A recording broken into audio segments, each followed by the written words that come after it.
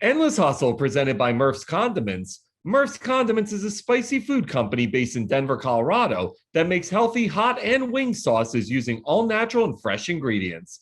If you live outside the state of Colorado, you can buy their hot sauces online at www.murphscondiments.com. All right. We've got a great day on the Endless Hustle today as I'm joined by one of my favorite singers and a guy who's got a ton of great new music on the way, Andy Grammer. What a great background. Let's just start with that, Andy. What a killer background. I feel like I'm in the 70s at a disco club. I love it. Dude, we just made this incredible music video, and the aesthetic for the video was Napoleon Dynamite meets Gucci, and so this is like still some of it. We did some interviews with the cast members, and it was just up, so I just left it up. It's a vibe, dude. I love it. So let's talk about all the new stuff you got going on because the pandemic affected everybody, but for Yeah, creatives and for artists, a lot of us were able to use it for positive impact and for creation. You were one of yeah, those people. So talk to me yes. about how the pandemic helped influence everything that you have coming out.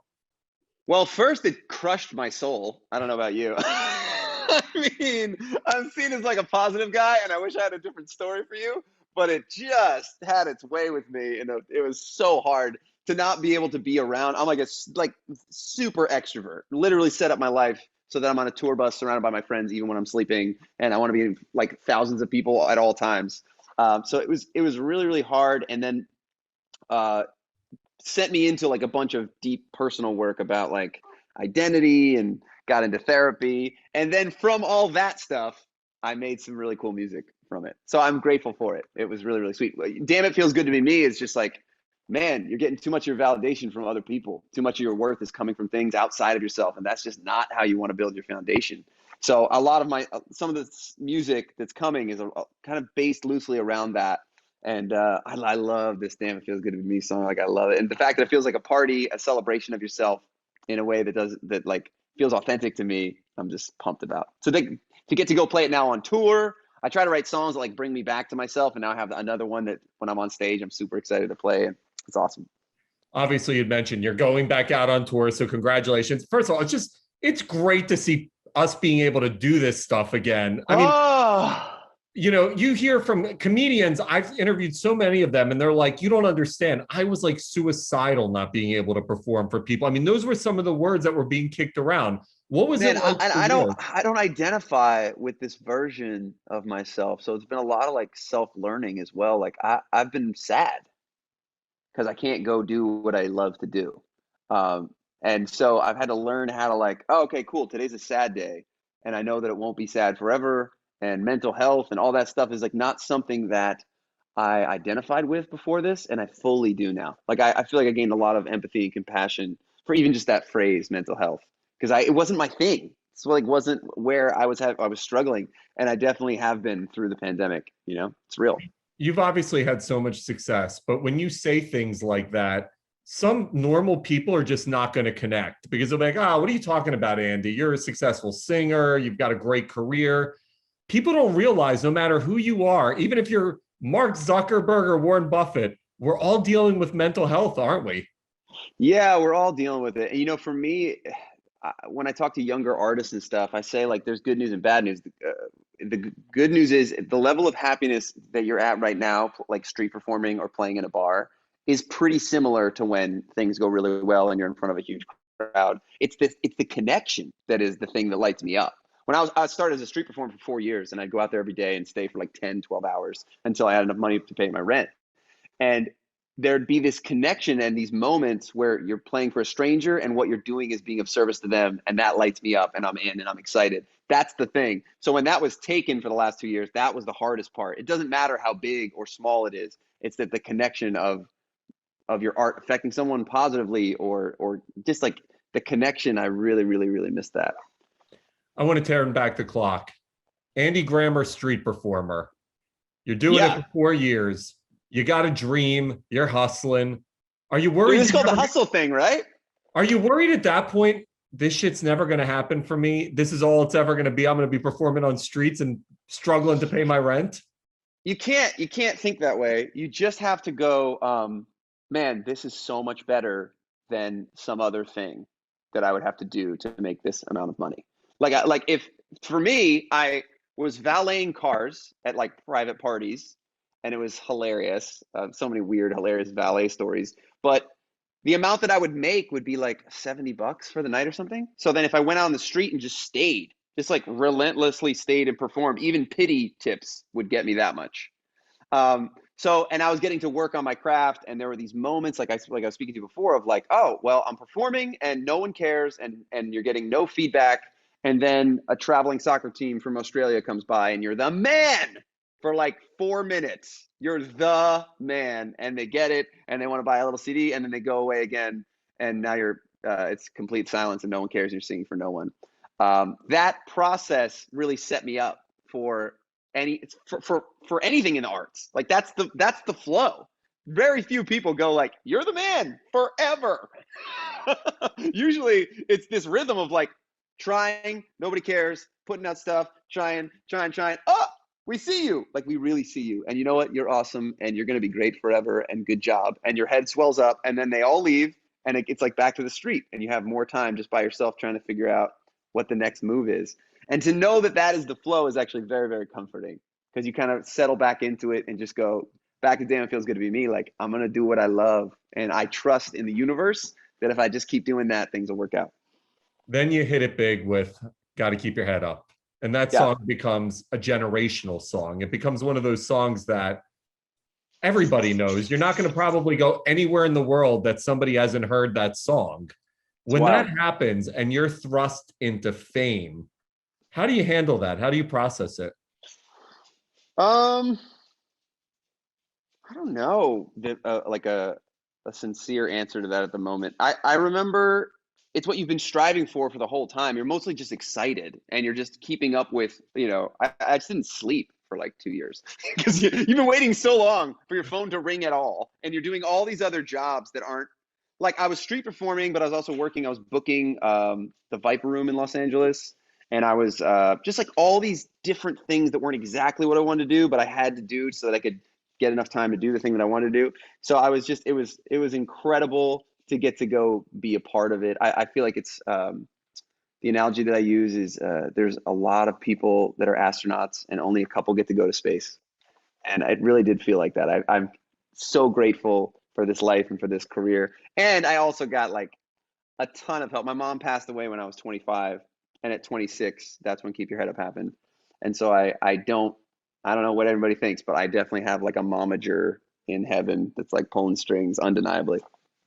That song, when you think about songs that probably mean something to people, that song has got to be somewhere on that list because it has such a positive and inspirational message behind it. I'm guessing that people from all over the world are either messaging you or coming up to you on tour, even to this day, and probably recounting stories about what that song meant to them. Is there one or two that really stick out with you? Yeah, when I really, when talking about hustle, so much of getting going is you have to believe before other people believe.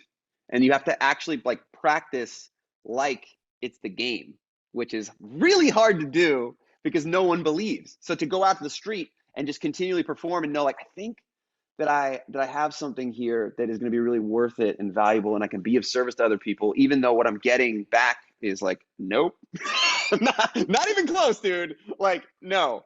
And to be able to do that for 4 years and just take no over and over from the world, then what happens is you have a song like Keep Your Head Up, and I remember a girl came up to me and she stopped. I was like eating in a diner somewhere. I get a tap on the shoulder, and she's like, I just want you to know that I was in the car and I was getting ready to pull off of the bridge, and Keep Your Head Up came on, and I decided to stay, and I recognize you and want to give you a hug. And like, when you get enough of those, then you realize the power of what some art can do. Not to be pretentious, but it just gives you this idea that like, whoa, what you're doing can really be important.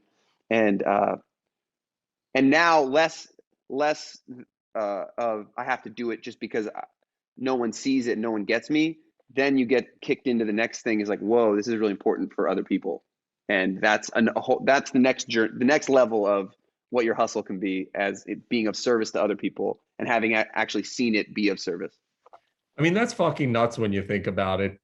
Preventing somebody from driving off roads, or, when you think about a piece of art that you created, Yeah. change the impact and the direction of people's lives. That's just mind boggling. Yeah. And when I talk about like, I love hustle stuff. It's like such a big part, especially at the beginning, is so important. And you have to be like really, um, you have to be humble and audacious at the same time, because you have to be audacious in the big idea and then humble in what things you have to do today. So like I remember sitting as a street performer on the street going like, it's pretty ridiculous to think that I'm going to be the one that has a bunch of hits on the radio and gets to tour the world when I'm with everybody here and there's like a snake charmer person there and there's a guy that's like playing the monkey takes the dollar, and there's like all these people. And so I do have to be audacious in this moment because my brain doesn't want to just be here. I do want to get there, but I also have to have like a decent amount of humility to stay here because this is where I need to do right now. Like I have no other options. No one will book me for anything. This is freedom of speech. You can't tell me that I'm that I'm not allowed to play here. So crazy audacious in your vision and where you want to go, and then like extremely humble in like, all right, I'm about to do another 3 hour set on the street where no one's gonna listen. You know. How weird is it after the success of the song? You're probably getting invited to parties, the Grammys. I mean, there's got to be a million invites, a million appearances. How do you handle that? Like when people are coming up to you, like the people you used to watch on TV or on MTV or whatever, and they're like, "Hey, Andy, I'm a huge fan." Yeah, it's unbelievable and super exciting and amazing, and ultimately like fairly fickle compared to like why you do it. You do it because you got to find, it's just too hard to do it for that. Like the way to get to success is like you're gonna have to run through brick walls. There's gonna be so many things that are like, no, you can't, it's not possible, no. And you gotta like fight your way all the way through and Hulk hands through stuff. So unless the reason that you're doing it is for some sincere like reason outside of like, oh, I want these people to recognize me or I want to be part of the club or anything like that, I just don't think that's enough of a reason. But it's awesome. Not denying that it's fantastic. Yeah. It's like a cherry. I recently had actually about 10 days ago, I had Dan Reynolds from Imagine Dragons on the show. Amazing. Amazing dude, right? But it was Yeah. incredible to hear him talk about that some of his fondest memories were when him and the band were just lounge acts, for lack of a better word, in Las Vegas. Yeah. Scrambling to pay rent, scrambling to eat. And he looks back on that with this just sense of fondness. Do you feel that same way? Do you look back on that era and you're like, there's a fondness, there's an appreciation? Totally. Because I think partly because it was so simple, it was like very simple. The thing was, you don't have something great and you need to find something great. That's it. Before you do that, nothing else matters. Like my whole life was, I have to make art that is good enough. And then when you get successful, then there's other things that are like, oh man, if you want to go on tour, that's like 20 people that need to be employed. So now you have to have like figure out how the hell do you do that? That's a whole business lesson that I didn't know I had to learn, and all this other stuff that comes up. And there's just a purity to it at the beginning. Now, what you get is as you get older is you have like experience, which is also awesome, and all the songs that you've written in the past that now you get to pull from and figure out, and different writers that you've stolen tricks from. So it's just different, but there is something very sweet about those first couple of years on the promenade. I don't want to go do them again, but they're sweet. Yeah. Today as an artist, how have you evolved? You're a father, you're a little bit older now, you've now experienced that mega success and you've had to maintain and stay relevant.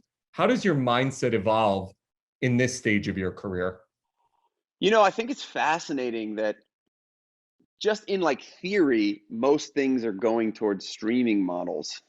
So the idea of you spend a lot of time on a piece of art and then you release this big album at the same time, the news cycle's so fast that it seems to be a little bit more like, oh no, you just kind of gotta like always release stuff, which I think is cool. It just takes a second to like settle into what the hell that means. For someone that came into the music industry in a certain model and now it's like nobody really cares. And some people do. It's not for sure, but just in general, the way that we are living is very like I don't know, it's a lot more like streaming. I was talking to a friend, he's like, you used to like read a magazine and it would be done and you put it away.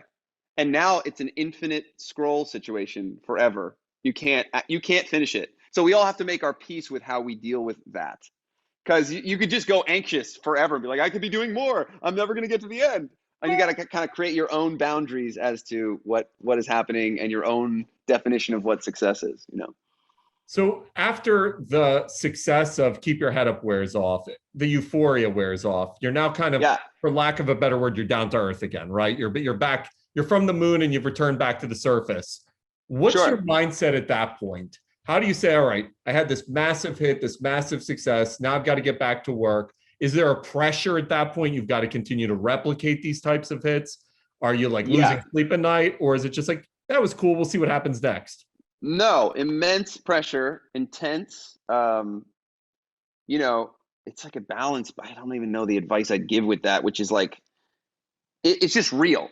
Everybody talks about the sophomore slump. You're going to get, there's this feeling as an artist that like, if I don't deliver with something, which is kind of impossible to deliver like a unicorn, we're all just trying here. No one knows what the hell's going on. If I don't, though, they might never let me back in again. There's this, which I think is bullshit and not true, but that's how you feel. But I did use that, and I wrote 100 songs for my second record. And we were at the album release, you know, just me and my manager listening back to all the songs that we'd chosen. And he looks at me and he goes like, it's not in here. Like the one that's going to work is not in here. And I remember being like, I was so bummed out. I was just completely literally 100 songs. We picked the top 10 and then we're here. It's supposed to be a celebratory moment. And he's like, it's not here. We got to keep going. And then 101 was Honey, I'm Good. So there's just a persistence to this that if you want to really play, a lot of times you got to have it. You got to just be willing to keep going. Do you know? I mean, do you know when that song is the hit? Like, can you hear it? Is there a vibe? Is there some kind of aura in the air? How do you know it's going to be that or this or that? I don't know. I don't think anybody knows, but he had a real gut instinct that it wasn't there, and I'm glad he did. That's also takes a lot of balls on his part to tell someone that already written 100 songs to write another one, you know. That's got to be such a dejected feeling. You're like, man, I just put my soul into this, and you're telling me it's not there. What the hell? Yeah, my manager is incredible. He's like got great artistic ears and really helps me close songs, but also it's just like a great coach. You know, sometimes you need someone to push you farther than you'd go yourself. So one of the main reasons I started this show, Andy, was to talk to successful people about the habits and the mentality that help them achieve their success. So my question to you is, what are the habits you incorporate in your daily life that allow you to continue to elevate? I think for me, it's really about like everybody, if you want to be successful, I mean, whatever, like I know that much, but you really have to get clear on your relationship with fear. Because you should know how you're going to react when you're afraid of something. I feel like a lot of people never get clear on that and then just react the way that they are going to react without getting to like really zone in on like, wait, what's happening here? Why is this happening? Because so much of what makes someone successful is like, oh, I have this idea. I got an interesting idea. And pretty much bar none, what's going to happen when you say that, before you even finish thinking that, your brain goes like, you idiot. You're so stupid. Why would you think that should work for you? Why do you think you're special? Why do you think? And to know, like, how do you react when that happens? And can you change that? Because that can really affect the whole trajectory of your life. A lot of people don't even get started because their brain tells them that they shouldn't, or they're stupid. And I'm like, everything that I look at, like this pen, someone made this pen. And someone had an idea to make a pen and then thought like, do I really need another pen? Does the world need my pen? Like, why? So everything that I see, I can see bravery in like all the little objects around me that someone pushed through and forced this thing into the world. And I'm using it now. I'm sure that like, why do I need, when you're going to make this pen, who needs another pen? I didn't know that I did, but I have it. Thank you. You know, that would be my best advice, is get clear on your relationship with fear and then how to get to a place where it's not driving. You can't let fear drive. I love it. Bro, this was awesome. The brand new single is called Damn It Feels Good to Be Me. 5th album on the way. Yes, dude, we're going on tour. I need to go on tour so badly. My wife thanks everyone that I'm going on tour as well. She's like, you need to get the hell out of here. You're driving me crazy. Congratulations, man. You're always a pleasure to chat with. Can't wait to hear the new album, my man. Great chatting with you, buddy. I appreciate you. See you, brother. Later, man. See you, man.